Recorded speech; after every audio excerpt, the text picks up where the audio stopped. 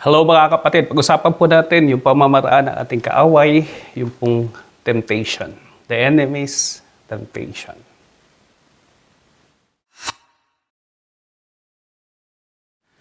Ayan, tayo po ay nasa pagtalakay ng pamamaraan ng ating kaaway upang higit nating maunawaan at syempre mapagtagumpayan ang ating pong kaaway na si Satanas. Alam niyo po mga kapatid, ang ating kaaway ay gumagamit ng maraming pamamaraan, sabi nga maraming pakana upang tayo ay maihiwalay sa Diyos. Doon po sa pag-aralan natin noong nakaraan tungkol sa fall of man, nakita po natin sa Genesis 3 kung paano pong nahulog sa pagkakasala ang ating pong mga magulang si Adan at si Eva at kung ano po ang kinalaman ni Satanas doon sa pangyayaring iyon. At doon po nakita natin siya bilang isang serpent o yung ahas.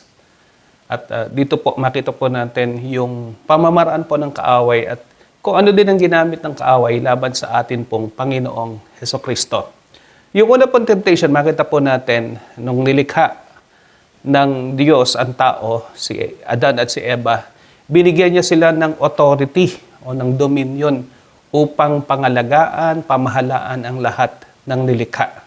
Lalong-lalo na po, yung kanilang naging unang tirahan, yun pong Eden o yung Garden of Eden. They were free to eat the fruit of all the trees. Sabi pa ng Panginoon, except one.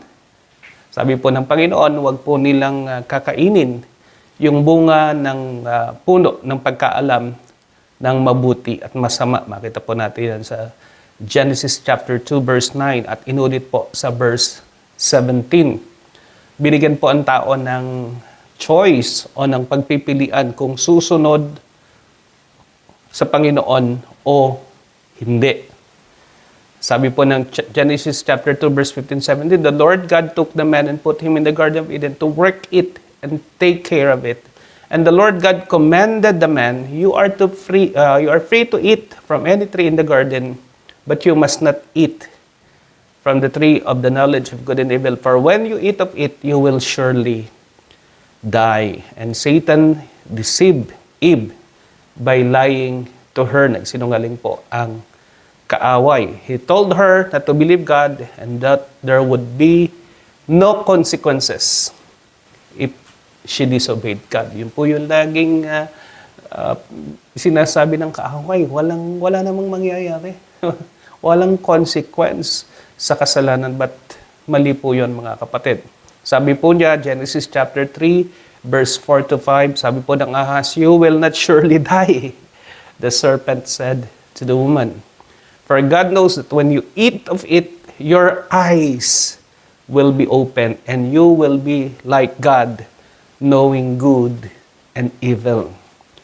Unfortunately, Eve believed the lie and ate the fruit from the tree. Although he knew it was a lie, pag si Adam po, he also ate the fruit from the tree as given to him by Eve. Sabi siguro ng iba, kainin mo to. Wala akong lagawa. Si Adan. Sabi po ng Genesis 3 verse 6, when the woman saw that the fruit was good for food and pleasing to the eye, and also desirable for gaining wisdom, she took some and ate it. She also gave to her husband who was with her. Ayun po, who was with her. And he ate it. Ito po yung unang kasalanan ng tao at nangyari nga po yung the fall of mankind. And since the fall, all mankind has been governed by the sinful nature na tinatawag po nating flesh. Fast forward po tayo, several thousand years later, round 2. Yung temptation naman between the second Adam and Satan. At ito po, yung nirecord ng Bible dun po sa Matthew chapter 4. The scripture tells us that Jesus was tempted by Satan in the same way, basically, in 3 areas. Yung pong lust of the flesh, lust of the eyes, and the pride of life. Ang kaibahan lang po, Jesus did not yield to Satan's temptation. Amen. Hallelujah. Hindi po siya nahulog, hindi siya natangay, hindi siya napalinlang sa kaaway. And bilang mga followers ni Christ, bilang mga disciple ni Christ, we are to follow His example in defeating Satan by speaking, by quoting, and praying the Word of God in response to temptation and living our lives in response to the leading of the Holy Spirit. Yun lamang po ang paraan para tayo ay magtagumpay. We will use the Word of God, we will pray the Word of God, and we will be led by the Spirit of God. Sabi po ng Hebrews 4 verse 15, referring to Jesus, we do not have a high priest who is unable to sympathize with our weaknesses, but we have one who was tempted in every way. Kagaya niyo po, kagaya ko. And yet, was without sin. Hallelujah. Hallelujah.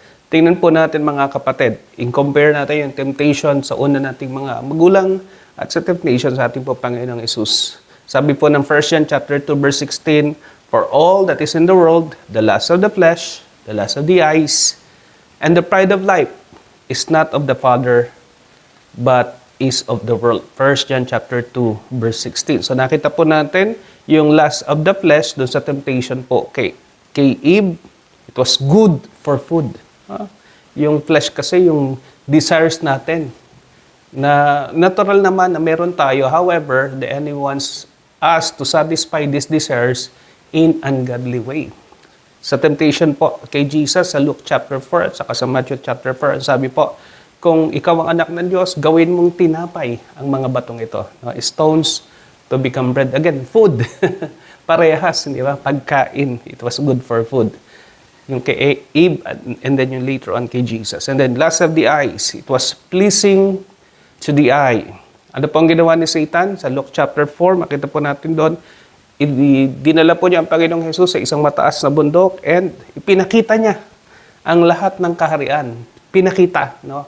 It is the lust of the eyes. And then finally, doon po sa temptation sa babae, temptation kay Eve, yung pride of life, it was desirable for gaining wisdom. Kasi ang alam lang nila, the knowledge of good.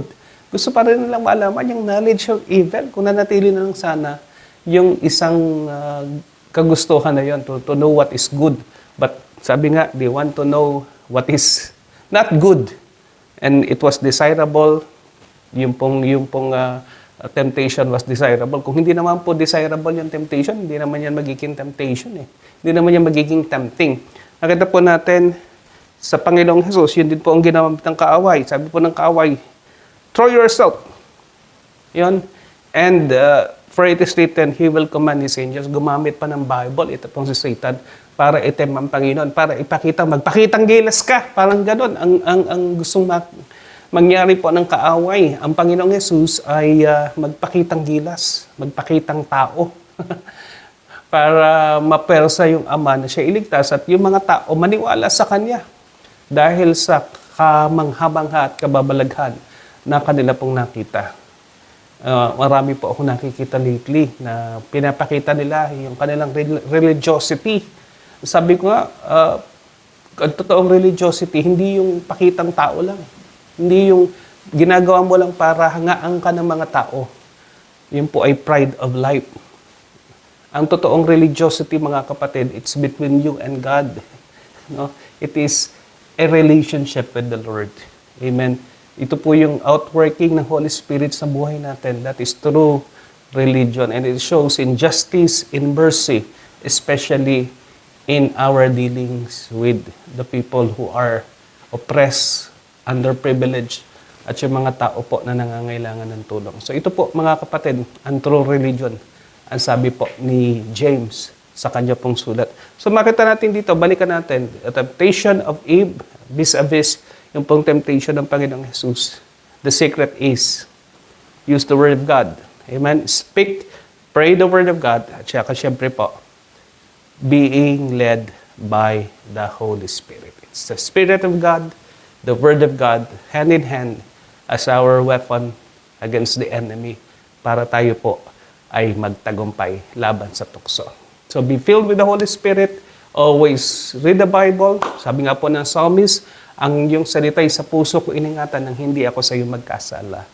kailanman. When we are being led by the Spirit of God, guided by the Word of God, malaki po yung ating chance to be victorious over the schemes and the temptations of the enemy.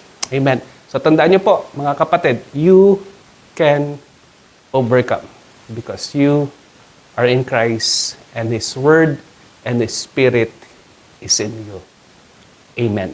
God bless you po, mga kapatid. God bless.